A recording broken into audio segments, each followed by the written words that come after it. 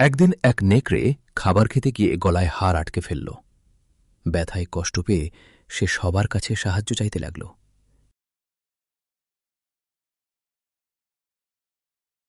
কেউ তার কাছে যেতে সাহস করল না।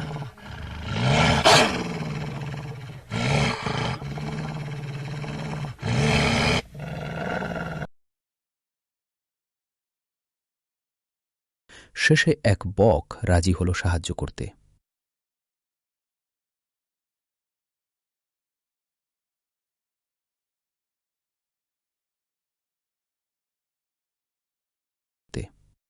বক তার লম্বা ঠোঁট নেকড়ের গলায় ঢুকিয়ে হাড় বের করে দিল।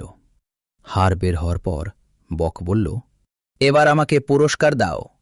নেকড়ে হেসে বলল, তুমি আমার মুখের ভেতর মাথা ঢুকিয়ে নিরাপদে বেরিয়ে এসেছে, এটাই তোমার পুরস্কার।